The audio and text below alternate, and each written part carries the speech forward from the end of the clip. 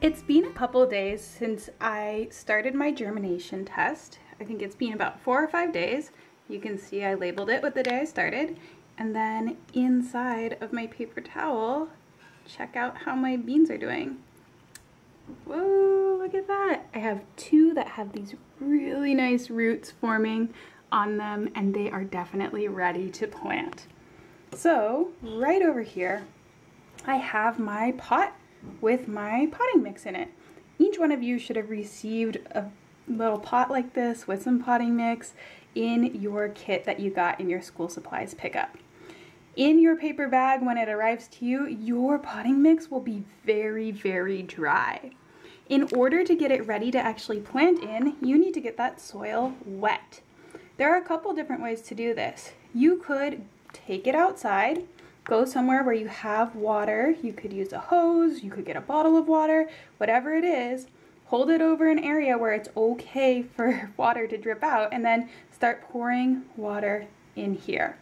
Wait for it to fill up to the top of the pot and let it drain out, and do it about 3 times so that the soil can get wet all the way down.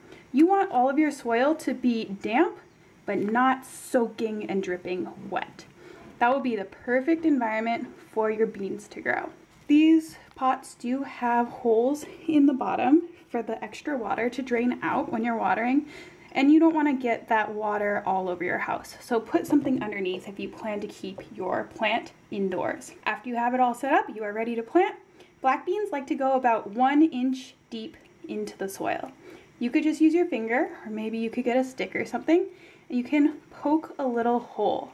Since I have 2 seeds that need to get planted, I'm going to make 2 holes. If you have up to 3 seeds that you want to plant, it's okay to put them in the same hole.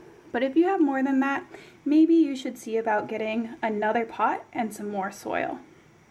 Next up, I'm just opening up my seeds over here, and I'm gonna pick out one of them to plant.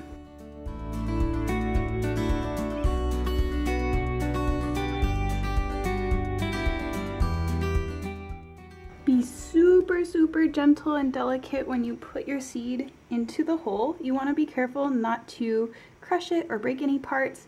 If you have a really long root like me, maybe you need to poke your hole even deeper so that the root can go straight down into the soil. Once you have it like that, where the top of the bean is just below the opening of the hole, you can use your pincher fingers to close the hole up. I'll grab that second one and do the exact same thing. This one has a much shorter root, so it doesn't need to go quite as deep into the soil. That looks good to me. I'm gonna go ahead and close up the hole. And now my planting is pretty much done. I will give this a little bit of water. I'll put a label that says what day I planted it, and then I'll leave this in a spot where it can get sunlight, and I can remember to water it every single day. As you take care of it over time, pay attention to see if you can see a little green sprout coming out from the areas where you planted the beans.